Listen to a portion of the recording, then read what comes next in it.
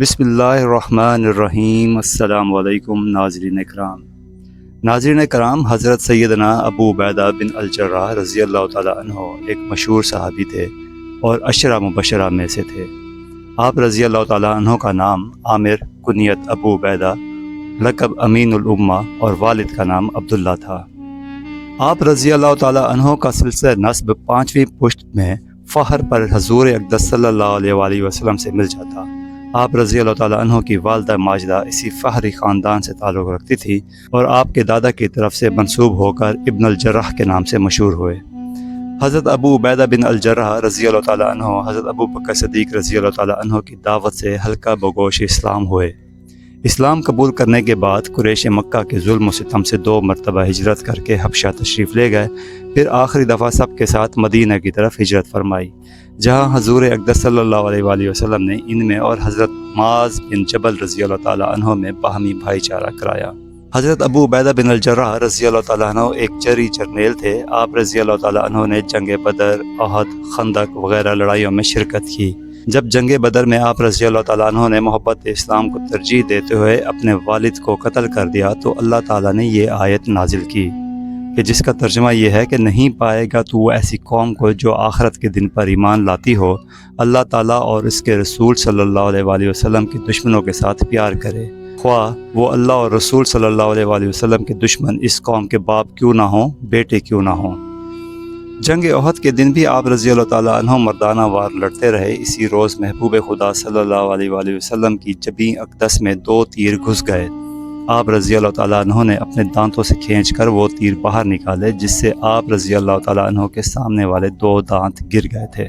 غزوہ سیف میں سید عالم نے آپ کو امیر بنایا تھا، چنانچہ حضرت جابر بن عبداللہ رضی اللہ تعالیٰ عنہ فرماتے ہیں کہ حضرت صلی اللہ علیہ وآلہ وسلم نے ساحل سمندر کی طرف ایک لشکر روانہ کیا تھا اور ان پر حضرت ابو عبیدہ رضی اللہ تعالیٰ عنہ کو امیر بنایا۔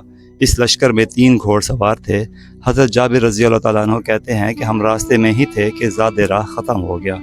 حضرت ابو عبیدہ رضی اللہ تعالیٰ عنہ نے کہا کہ جو کچھ ہے جمع کرو۔ تھوڑا سا سامان تھا اور ایک کھجور کھانے کو ملتی تھی، پھر وہ بھی ختم ہو گئی۔ پھر ہم سمندر کے پاس پہنچے، ہمیں پانی میں ایک پہاڑی نظر آئی، دیکھا تو وہ ایک بہت بڑی مچھلی تھی جس کا 18 دن تک ہم گوشت کھاتے رہے۔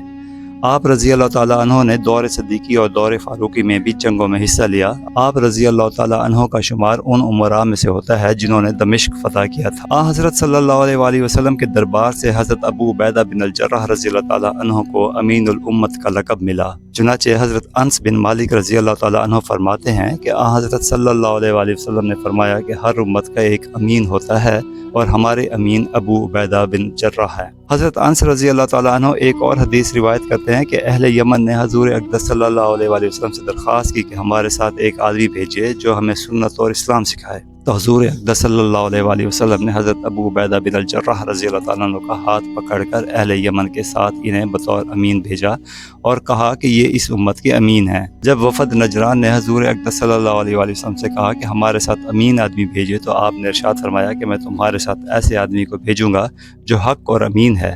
صحابہ کرام رضی اللہ تعالیٰ علیہم اجمعین نے گردنیں بلند کی کہ دیکھیں وہ کون ہے، تو حضور اقدس صلی اللہ علیہ وآلہ وسلم نے ابو عبیدہ بن جراح سے فرمایا کہ اٹھو۔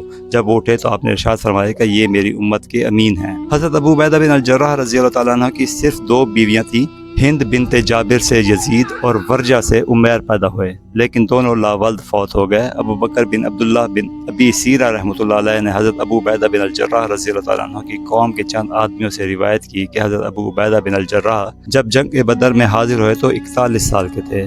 آپ رضی اللہ تعالیٰ عنہ کی وفات 18 ہجری کو حضرت عمر بن الخطاب رضی اللہ تعالیٰ عنہ کے عہد خلافت میں ہوئی۔ حضرت ابو عبیدہ بن جراح رضی اللہ تعالیٰ عنہ جناب عمر فاروق رضی اللہ تعالیٰ عنہ کے زمانے میں شام کے گورنر تھے، اور گورنر شام ان کو اس لیے بنایا گیا تھا کہ اکثر علاقہ انہوں نے ہی فتح کیا تھا۔ ناظرین کرام، اس وقت شام کے علاقے میں 4 ممالک ہیں، یعنی اردن، شام، فلسطین اور لبنان، لیکن اس وقت یہ چاروں علاقے اسلامی ریاست کا ایک صوبہ تھے اور حضرت ابو عبیدہ بن جراح اس کے گورنر تھے۔ میرے پیارے دوستو، شام کا صوبہ بڑا زرخیز تھا، مال اور دولت کی ریل پیل تھی اور روم کا سرسبز و شاداب علاقہ تھا۔ جناب عمر فاروق رضی اللہ تعالیٰ عنہ مدینے میں رہ کر سارے عالم اسلام کی کمان کیا کرتے تھے۔